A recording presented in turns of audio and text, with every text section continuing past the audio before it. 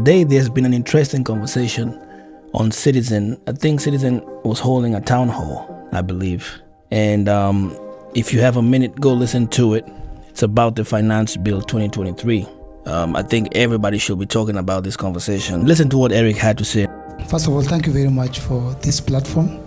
And Trevor, I believe this is the right place to call out the Kenya Kwanza government, because we all had them on the campaign trail. They promised Kenyans a cheaper life, a better life, and an easier life. The Kenya Kwanza campaign, specifically the president, said, huyu mama mboga, huyu mutu wa boda boda. Trevor, you said yourself, I've been arrested 4 times.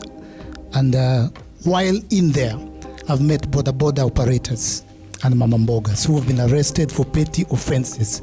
They're in their thousands. Yeah? And today we are having the wrong conversation. We are talking about housing. Even at creation, God created Adam and Eve. And the first thing God gave Adam and Eve was water and food. They didn't even have clothing. Yeah?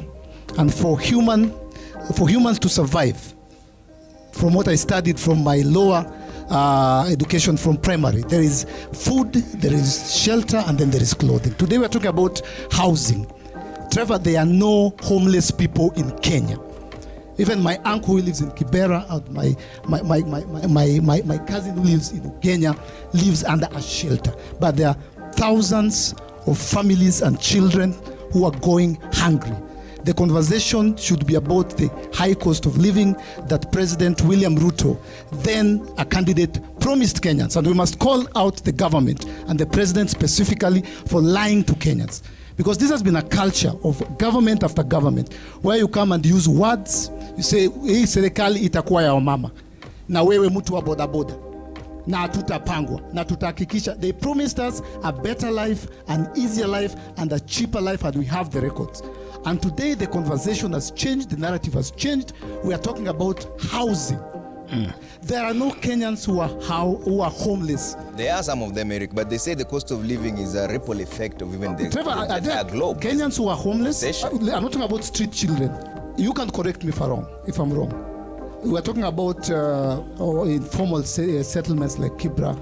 But I personally don't know about Kenyans who are actually homeless. Good point. As you're speaking here tonight, we are having the wrong conversation. Okay. This is very interesting.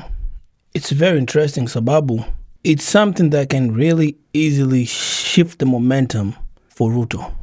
And not with the voters only, but more importantly with his own base, watu wake wa Kenya Kwanza. Because kumbuka what Ruto said over the weekend.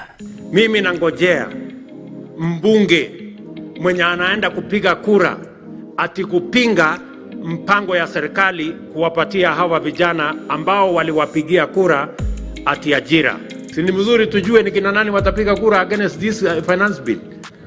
Ama namna gani wananchi? So mimi nangojea wale watu wataenda bunge kupinga ile kazi tunataka kupangia wale.